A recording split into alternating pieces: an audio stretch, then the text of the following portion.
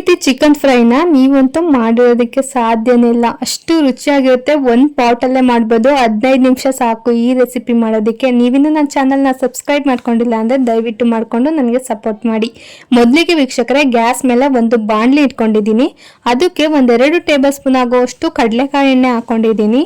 ಹಾಗೆಯೇ ಸ್ವಲ್ಪ ಸ್ಪೈಸಸ್ಸು, ಕಸೂರಿ ಮೇಥಿ, ಚಕ್ಕೆ, ಲವಂಗ, ಒಂದು ಸ್ವಲ್ಪ ಮೆಣಸು ಇಷ್ಟನ್ನು ಸಹ ಹಾಕೊಂಡಿದ್ದೀನಿ. ಒಂದು ಸ್ವಲ್ಪ ಚೆನ್ನಾಗಿ ಬ್ರೌನ್ ಕಲರ್ ಬಂದಿದ್ದಾದ್ಮೇಲೆ ದಪ್ಪನಾಗೆ ಹೆಚ್ಕೊಂಡಿರುವಂತ ಈರುಳ್ಳಿ ಹಾಕೋತಾ ಇದ್ದೀನಿ. ಒಂದೇ ಒಂದು ಈರುಳ್ಳಿ ಹಾಕೋತಾ ಇರೋದು ನಾನು, ಜಾಸ್ತಿ ಹಾಕೋತಾ ಇಲ್ಲ. ತುಂಬಾ ರುಚಿಯಾಗಿರುತ್ತೆ. ಈ ತರ ರೆಸಿಪಿ ಅಂತೂ ನೀವು ಮಾಡಿರೋದಕ್ಕೆ ಸಾಧ್ಯನೇ ಇಲ್ಲ. 15 ನಿಮಿಷದಲ್ಲೇ ಆಗುತ್ತೆ, ಅಷ್ಟು ರುಚಿಯಾಗಿರುತ್ತೆ.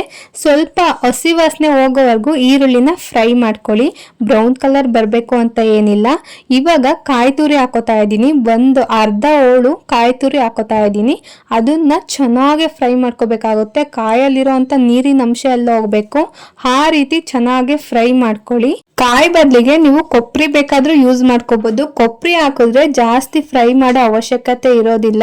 ಇವಾಗ ನಾನು ಟೊಮೊಟೊ ಹಣ್ಣನ್ನ ಹಾಕೋತಾ ಇದ್ದೀನಿ. ಒಂದೇ ಟೊಮೊಟೊ ಹಾಕ್ತಾ ಇರೋದು. ಇದನ್ನು ಅಷ್ಟೇ ಚೆನ್ನಾಗಿ ಫ್ರೈ ಮಾಡ್ಕೋಬೇಕಾಗುತ್ತೆ. ಅದು ಸ್ಮ್ಯಾಶ್ ಆಗಬೇಕು. ಅಲ್ಲಿವರೆಗೂ ಚೆನ್ನಾಗಿ ಫ್ರೈ ಮಾಡ್ಕೊಳ್ಳಿ. ಹುರಿದ್ಬಿಟ್ಟು ಮಾಡ್ಕೊಂಡ್ರೆ ಗ್ರೇವಿ ತುಂಬಾ ರುಚಿಯಾಗಿ ಬರುತ್ತೆ, ಚೆನ್ನಾಗಿ ಬರುತ್ತೆ. ಇವಾಗ ಗ್ಯಾಸ್ ಆಫ್ ಮಾಡ್ಕೊಂಡು ತಣ್ಣಗಾದ್ಮೇಲೆ ನೀವು ಮಿಕ್ಸಿ ಆಡಿಸ್ಕೋಬೇಕಾಗುತ್ತೆ. ನುಣ್ಣಗೆ ಪೇಸ್ಟ್ ಮಾಡ್ಕೊಂಡು ಸೈಡಲ್ಲಿ ಇಟ್ಕೊಳ್ಳಿ. ಅದೇ ಬಾಣಲಿನ ಮತ್ತೆ ಗ್ಯಾಸ್ ಮೇಲೆ ಇಟ್ಕೊಂಡು 1-2 ಟೇಬಲ್ ಸ್ಪೂನ್ ಆಗುವಷ್ಟು ಎಣ್ಣೆ ಹಾಕೋತಾ ಇದ್ದೀನಿ.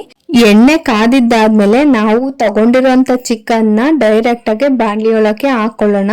ಬಾಣಲಿಗೆ ಚಿಕನ್ ಹಾಕಿದ ತಕ್ಷಣನೇ 1 ಟೇಬಲ್ ಸ್ಪೂನ್ ಉಪ್ಪು, 1 ಟೇಬಲ್ ಸ್ಪೂನ್ ಅರಿಶಿನ, ಇವೆರಡನ್ನು ಹಾಕ್ಬಿಟ್ಟು ಚೆನ್ನಾಗಿ ಒಂದ್ಸಲ ಮಿಕ್ಸ್ ಮಾಡ್ಕೊಳ್ಳಿ. 1-2 ನಿಮಿಷ ಆಗೋವರೆಗೂ ಚೆನ್ನಾಗಿ ರೋಸ್ಟ್ ಮಾಡ್ಕೋಬೇಕಾಗುತ್ತೆ ಎಣ್ಣೆನಲ್ಲೇನೆ ನಾವು. ಆಮೇಲೆ ಏನಿದ್ರು ಮಸಾಲೆ ಹಾಕೋದು. ಇವಾಗ ತಟ್ಟೆ ಮುಚ್ಕೊಂಡ್ಬಿಡೋಣ. 1-2 ನಿಮಿಷ ಅದನ್ನ ಬೇಯೋದಕ್ಕೆ ಬಿಟ್ಬಿಡೋಣ. 2 ನಿಮಿಷ ಆದ್ಮೇಲೆ ತೆಗೆದ್ಬಿಟ್ಟು ನೋಡಿದ್ರೆ ನೋಡಿ, ನೀರು ಎಷ್ಟು ಚೆನ್ನಾಗಿ ಬಿಟ್ಕೊಂಡಿರುತ್ತೆ. 1-2 ನಿಮಿಷಕ್ಕೆ ಈ ರೀತಿ ಬಿಟ್ಕೊಂಡಿರುತ್ತೆ. ಇವಾಗ ಒಂದ್ಸಲ ಚೆನ್ನಾಗಿ ಮಿಕ್ಸ್ ಮಾಡ್ಕೊಬಿಟ್ಟು ನಾವು ರುಬ್ಬಿ ಇಟ್ಕೊಂಡಿದ್ವಲ್ಲ ಆ ಮಸಾಲೆನ ಹಾಕೋಬಿಡೋಣ. ನೋಡಿ, ಮಸಾಲೆನ ಈ ರೀತಿ ನುಣ್ಣಗೆ ರುಬ್ಕೋಬೇಕು, ಗಂಧದ ತರ ಬರಬೇಕು. ಆ ರೀತಿ ರುಬ್ಕೊಳ್ಳೋದ್ರಿಂದ ಗ್ರೇವಿ ತುಂಬಾ ಚೆನ್ನಾಗಿ ಬರುತ್ತೆ. ಬಾಯಲ್ಲಿ ಇಟ್ಟ ತಕ್ಷಣನೇ ಕರ್ಗೋಗುತ್ತೆ ಗ್ರೇವಿ, ಆ ರೀತಿ ಇರುತ್ತೆ. ಇವಾಗ ನಾವು ಒಂದು 10 ನಿಮಿಷದವರೆಗೂ ತಟ್ಟೆ ಮುಚ್ಕೊಂಡು ನೀಟಾಗಿ ಬೇಯಿಸ್ಕೋಬೇಕಾಗುತ್ತೆ ಮಸಾಲೆ ಒಟ್ಟಿಗೆ ಚಿಕನ್ನ. ಈ ರೀತಿ ಬೇಯಿಸಿದ್ದಾದ್ಮೇಲೆ ನೋಡಿ, ಈ ಕಲರು ಈ ರೀತಿ ಕುದಿತಾ ಇರುತ್ತೆ. ಒಂದ್ಸಲ ಚೆನ್ನಾಗಿ ಮಿಕ್ಸ್ ಮಾಡ್ಕೊಂಡ್ಬಿಡೋಣ. ಆಲ್ರೆಡಿ 90% ಆಗೋಗಿದೆ. ತುಂಬಾ ಈಸಿ ಈ ಗ್ರೇವಿ ಮಾಡೋದು, ತುಂಬಾ ರುಚಿಯಾಗೂ ಸಹ ಇರುತ್ತೆ. ಈ ರೀತಿ ನೀವು ಯಾವತ್ತೂ ಮಾಡಿರಲ್ಲ ಅನ್ಸುತ್ತೆ, ಅಷ್ಟು ರುಚಿಯಾಗಿರುತ್ತೆ.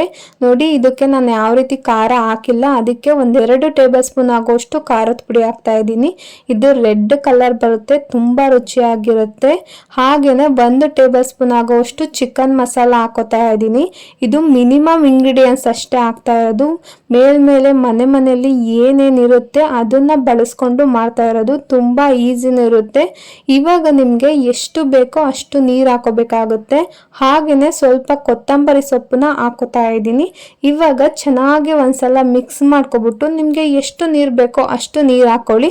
ನಿಮಗೆ ಸಾಂಬಾರ್ ಕನ್ಸಿಸ್ಟೆನ್ಸಿ ಬೇಕು ಅಂತ ಅಂದ್ರೆ ಸಾಂಬಾರ್ ರೀತಿನೂ ಮಾಡ್ಕೋಬಹುದು. ಸ್ವಲ್ಪ ಜಾಸ್ತಿ ನೀರು ಹಾಕೊಳ್ಳಿ. ನಿಮಗೆ ಗ್ರೇವಿ ಬೇಕು ಅಂದ್ರೆ ಸ್ವಲ್ಪ ನೀರು ಹಾಕೊಳ್ಳಿ.